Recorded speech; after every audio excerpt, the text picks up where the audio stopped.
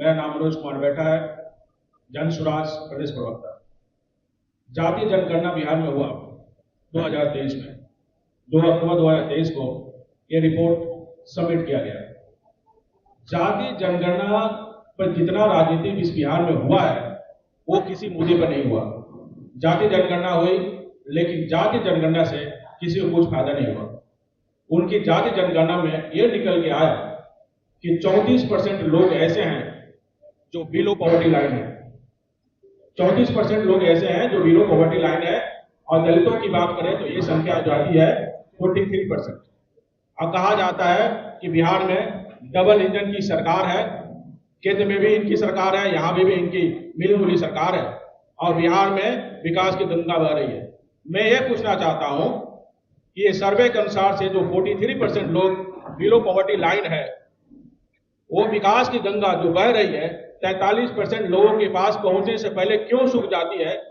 इसके लिए आपके पास प्लानिंग क्या है? ये विकास की गंगा कब उनकी जा करके गरीबी की प्यास बुझाएगी, ये हम जानना चाहेंगे। ये इनके पास कोई रिपोर्ट नहीं है। जब ये 22 नवंबर 2023 को नीतीश कुमार जी जब वो अलायंस थे आरजेडी के साथ, उन्होंने कहा था कि 94 लाख लोगों को 2 लाख रुपए दिया जाएगा, 2-2 लाख रुपए दिए जाएंगे कि वो रोजगार करें। आज तक ये किसी को पता नहीं कि किसको पैसा मिला, किसको पैसा नहीं मिला। अगर आप लोगों को पता हो तो बताइएगा। मैंने रिसर्च किया तो 1 रुपया भी एक व्यक्ति को नहीं मिला।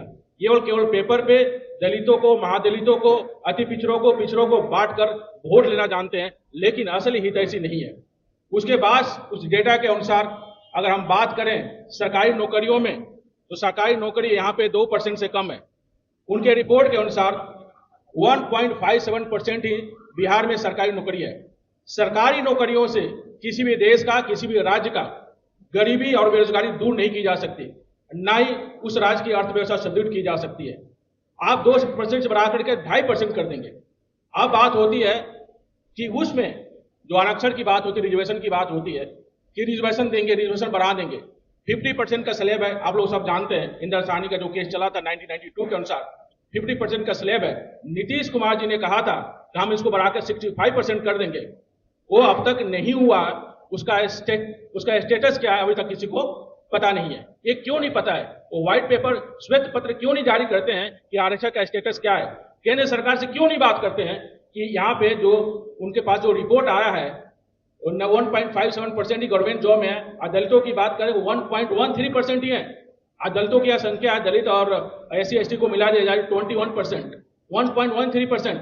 अगर उनकी शिक्षा की बात करें तो 5.5% लोग ही 10वीं 12वीं कर पाते हैं, और ग्रेजुएशन की बात करें तो 3% है। आज जब सरकारी नौकरी में देखिए आरक्षण में कितना ठगा जाता है, किस तरह से लोगों को मूर्ख बनाया जाता है, इस बात को जरा समझने की आवश्यकता है।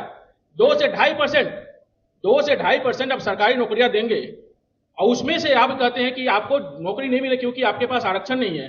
आपको नौकरी हम आरक्षण में बढ़ा देंगे, इससे किसी की गरीबी दूर नहीं होती है। मैं ये उनसे पूछना चाहता हूं कि जो 43% लोग गरीब हैं, उसमें से कितने लोग आपने जॉब दिया? जो 3% लोग हैं जो ग्रेजुएशन करते हैं, बाकी लोग ग्रेजुएशन तक नहीं पहुंचते हैं। अगर आप सरकारी नौकरियों में एलिजिबिलिटी क्राइटेरिया आपने ग्रेजुएशन रख दिया तो दलित के कितने लोग उसमें पार्टिसिपेट कर पाएंगे? और बात करें डिप्लोमा की या पोस्ट ग्रेजुएशन की, वो 0.28% है।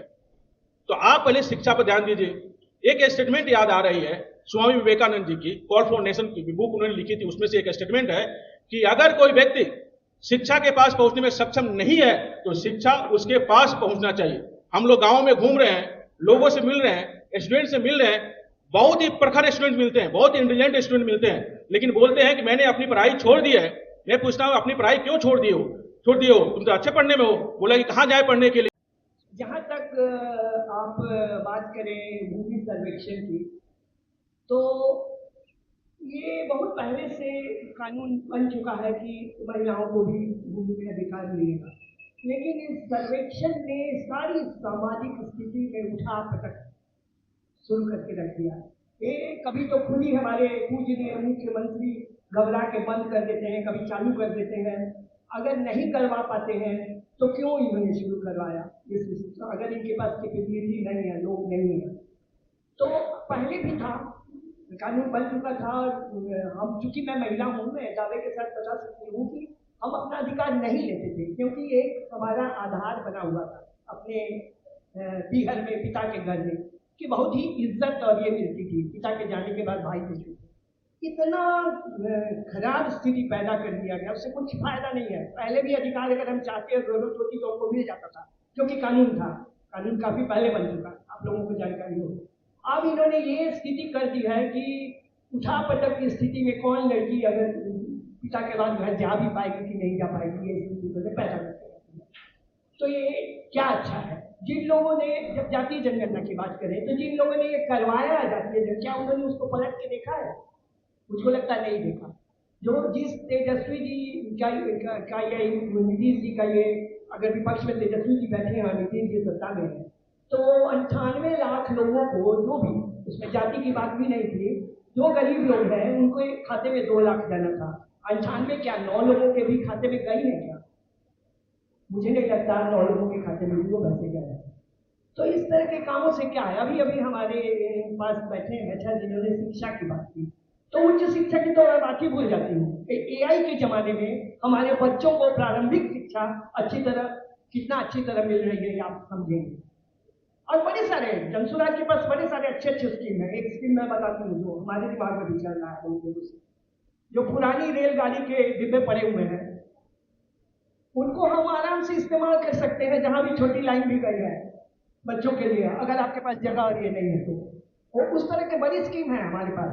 नेताघाट की तरह एक जिले में एक विद्यालय ही तो खोल दीजिए, बहुत सारी की जरूरत नहीं है। तो पहले तो प्रारंभिक 10वीं तक तो अच्छी से हमारे बच्चे एआई के जमाने में पास हो। कहाँ के रह जाएंगे बच्चे? कंप्यूटराइज शिक्षा और एआई की बात करते हैं हम, क्या हम हमेशा पीछे ही रहने के लिए पैदा हुए हैं? मुझे नहीं लगता। मुझे लगता है इन चीजों पे विपक्ष के लोगों को सोचना चाहिए, जो नहीं सोच रहे हैं, सिर्फ कूदते हैं कि ये और वो। तो अभी तक तो नहीं था तीसरा कोई विपक्ष, अब सामने है, अब जनसुराज सामने है, तो इसलिए अब विकल्प है।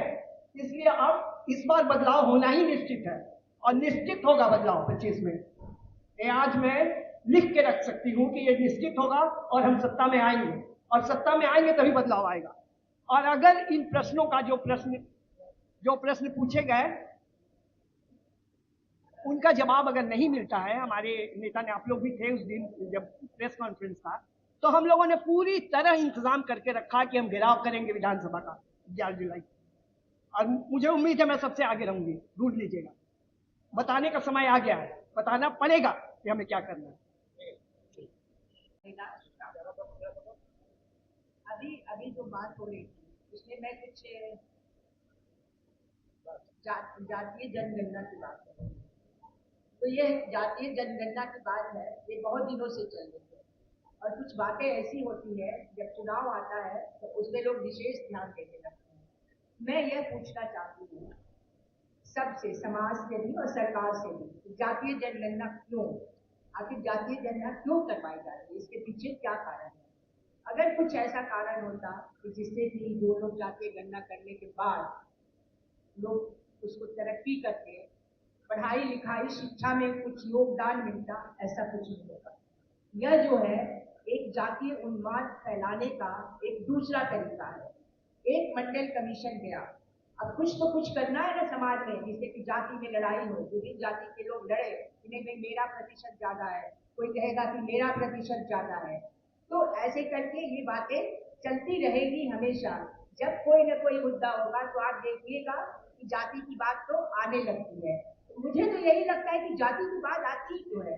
एक देश है, उस देश के विभिन्न राज्य हैं, हम भारत के लोग हैं, भारतवासी हैं, बिहार के लोग हैं, बिहारी हैं, फिर ये जाति की बात क्यों आती है? जाति गणना की बात आती है गणना की, तो फिर जाति गणना होनी चाहिए, वो मजाक बना के नहीं रख देना चाहिए।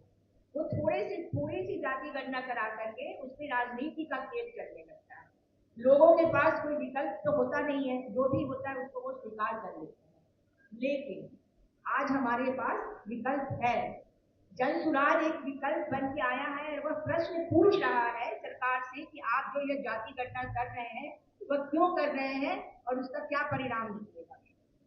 और दूसरी बात मैं यह कहना चाहूंगी कि हमारी सरकार ने जो लोगों को, अति वंचित लोगों को 3 डिसमिल जमीन देने की बात हुई। वो 3 डिसमिल जमीन अति वंचित लोगों को नहीं मिली। मैं यह मतलब बिना प्रैक्टिकल के रूप में यह बात मैं नहीं कर रही हूँ। मैं बहुत सारे ऐसे परिवार को जानती हूँ जिनके पास घर नहीं है, कुछ नहीं है, लेकिन उनके पास वो 3 डिसमिल जमीन भी नहीं है जिसको दिखाकर वो घर बनाने के लिए लोन ले सके। घर के लिए अनुदान राशि मिलती है सरकार से, कितना मिलता है आप लोगों को पता है? नहीं, मुझे तो पता है, आप लोगों को भी पता होगा। 1,30,000 मिलता है। उसमें से उन लोगों को मिलता है कितना? 70,000। और वो 70,000 और उसके जो बाकी पैसे होते हैं वो मुखिया खा जाते हैं। और ये सब बातों को मैं जमीनी धरातल से जानती हूँ, क्योंकि मेरा क्षेत्र मेरा बर्थ प्लेस है, लेकिन जमुई दिन से मैं जुड़ी हुई हूँ।